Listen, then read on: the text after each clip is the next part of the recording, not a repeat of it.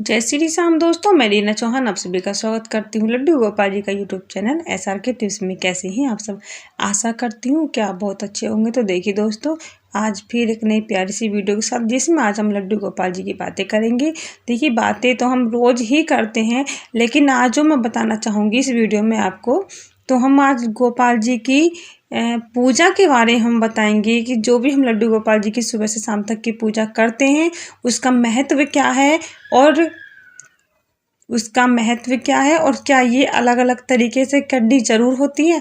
तो आज हम इसी टॉपिक पर बातें करेंगे, तो वीडियो का पूरा सुने। और एक बात मैं आपको बताना चाहती हूँ कि अगर आप लड्डू गोपाल जी की इस हैप्पी सी फैमिली से जुड़ना चाहते हैं तो एक सब्सक्राइब कर दीजिए, बेल आइकन प्रेस कर दीजिए, जिससे कि लड्डू गोपाल जी के आने वाली हर एक वीडियो आपको मिल सके। तो चलिए वीडियो शुरू करते हैं। अगर वीडियो पसंद आए तो एक कमेंट करके ज़रूर बताना। तो देखिए दोस्तों, पूजा हर घर में होती है। देखिए, सबसे पहले मैं आपको बताना चाहती हूँ कि एक सामान्य पूजा होती है जहाँ लड्डू गोपाल जी नहीं होते हैं। जिस घर में नहीं होते हैं लड्डू गोपाल जी, तो वहाँ सामान्य पूजा होती ही होती है, हर किसी को करनी भी चाहिए। अब सामान्य पूजा क्या होती है? देखिए, एक दीपक सुबह को स्नान करने के बाद ज़रूर जलाएं और शाम को संध्या होने पर भी एक दीपक ज़रूर लगाना चाहिए। और तुलसी जी अगर आपके घर में है तो तुलसी जी माता के पास भी आप एक दीपक ज़रूर लगाएं। और अगर आप अपने पितृ के नाम का भी दीपक जलाना चाहते हैं तो बहुत अच्छी बात। अगर आप पितरों के नाम का भी दीपक लगाना चाहते हैं तो बाहर मेन गेट पर आप बहुत अच्छी बात है, लगा सकते हैं। इसके साथ साथ अब बात करते हैं कि महत्वकारी पूजा क्या होती है। देखिए, महत्वकारी जो पूजा होती है वो होती है, जैसे कि आप कोई साप्ताहिक व्रत करते हैं, जैसे सोमवार का हो गया या गुरुवार का हो गया या बुधवार का हो गया, गणेश जी महाराज का, मंगलवार का हो गया, कोई भी आप व्रत साप्ताहिक में जो करते हो महत्वकारी होता है, क्योंकि इनका महत्व होता है। ये नियम से करने होते हैं और इनके नियम भी कुछ होते हैं, क्योंकि इनमें बुक भी पढ़नी होती हैं। जिस भगवान का व्रत कर रहे हैं उनकी चौकी भी सजानी होती है। तो ये कुछ नियम के साथ व्रत होते हैं। अब एक बात और दोस्तों, कुछ व्रत होते हैं जो महीने के हिसाब से, तिथों के हिसाब से होते हैं, जो 15 दिन में या महीने में एक बार पड़ते हैं, क्योंकि कुछ शुक्ल पक्ष के हिसाब से करते हैं, कुछ कृष्ण पक्ष के हिसाब से करते हैं। तो ये भी महत्वकारी व्रत होते हैं, पूजा होती है, तो इनका महत्व होता है और इनका थोड़ा ध्यान भी रखना होता है। अब बात करते हैं कि जिस घर में लड्डू गोपाल जी होते हैं क्या वो भी महत्वकारी पूजा होती है। देखिए, पहली बात तो ये मैं आपको बताना चाहती हूँ कि वो पूजा नहीं होती है, वो सिर्फ एक सेवा होती है जो हमने अपने बाल गोपाल जी को अब पाने के लिए ये सेवा स्वीकार करी है, क्योंकि हम अपने बाल गोपाल को अपना बना सकें और वो हमें अपना बना ले। ठीक है, तो इसलिए मैं ये बताना चाहती हूँ कि अगर आप लड्डू गोपाल जी की सेवा करते हो या आप लड्डू गोपाल जी की सेवा लेना चाहते हो तो सबसे पहले आपको कुछ नियमों का ध्यान रखना होगा और अपने आप को सटीक करना होगा इस चीज़ के लिए कि आप वो नियम निभा सकते हो या नहीं। लेकिन नियम निभाने कोई ज़्यादा बड़ी बात नहीं है। आपके घर में भी बच्चे होंगे और बच्चों का लालन पालन कैसे किया जाता है, ठीक उसी तरीके से लड्डू गोपाल जी की सेवा भी की जाती है। फ़र्क सिर्फ इतना है कि हम अपने बच्चों को मुख से बोलकर उन्हें कह सकते हैं, उनकी बातें सुन सकते हैं, वो खुद बोलकर हमें बता सकते हैं। लेकिन हमारे बाल गोपाल ना मुख से बोलते हैं और ना ही हमारे मुख से कुछ सुनते हैं तो सिर्फ मन के भावों से, हमारी मन की आत्माओं से वो सुनते हैं। और हमको भी अपने मन की बात, हमारे मन में भाव जो आते हैं वो हमारे बाल गोपाल जी द्वारा कही गई बातें ही होते हैं। जैसे कि अब हमारे बाल गोपाल को कुछ खाने का मन है तो हमारे मन में खुद पे खुद ऐसी कुछ बातें आ जाएंगी या हमारे सामने ऐसा कुछ हो जाएगा जिससे हमें लगता है कि आज हमारे गोपाल जी का इस चीज़ के लिए मन कर रहा है। तो हमारे सामने कुछ ना कुछ ऐसा हो जाएगा जिससे कि हमें ये लगेगा कि आज हमारे बाल गोपाल जी का इस चीज़ को खाने के लिए मन कर रहा है।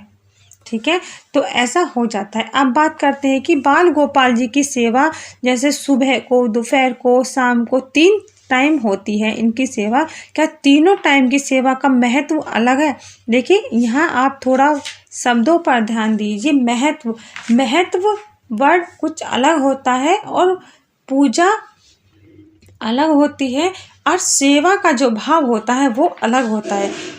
सेवा का जो भाव होता है वो अलग होता है। देखिए, गोपाल जी के लिए जो हम करते हैं वो पूजा नहीं होती है और ना ही वो कोई पूजा महत्वकारी होती है। लेकिन बाल गोपाल जी की सेवा की जाती है। सेवा का जो महत्व होता है वो सिर्फ भाव से होता है, प्रेम से होता है।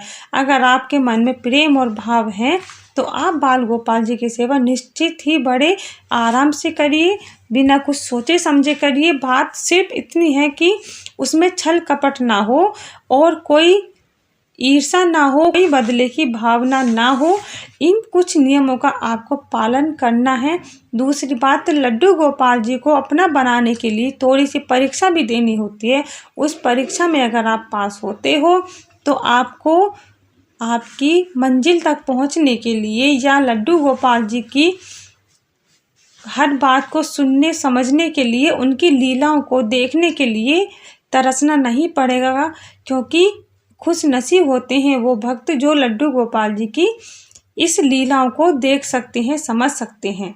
ठीक है, अब बात करते हैं गोपाल जी की जो सेवा तीनों टाइम होती है, इनका क्या तरीके होते हैं। देखिए, तरीके ज़्यादा बड़े नहीं हैं। सुबह को लड्डू गोपाल जी को स्नान कराएं। स्नान कराने से पहले खुद को नहाना है और घर में साफ सफाई भी करनी होती है। ये नहीं कि खुद नहाए नहीं, गोपाल जी को उठाया नहलाया बिठा दिया, ऐसा नहीं करना है।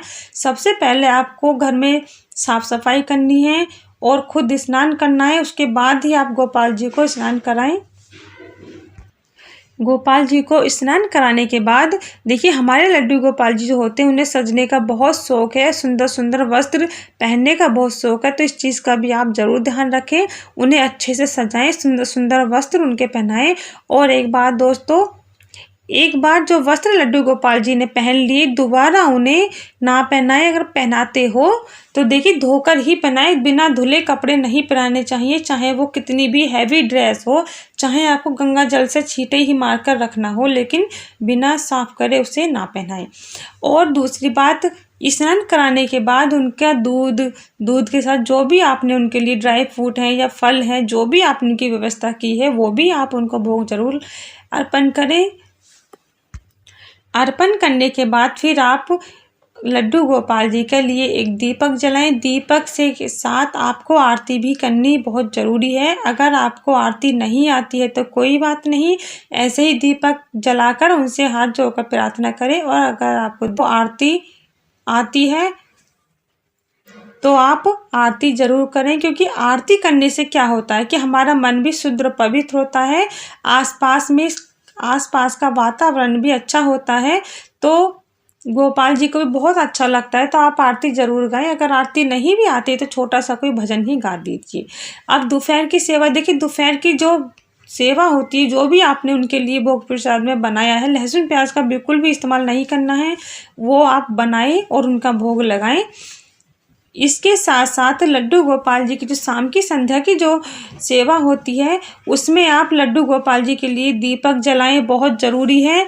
दीपक के साथ साथ आप उनका भोग प्रसाद भी लगाएं और थोड़ी देर बाद ही आप उनको बेड पर, जो भी बेड है या आपने जो भी उनकी लेटने की सुलाने की व्यवस्था की है, भोग लगाने के बाद आप उनको बेड पर बिठा दीजिए।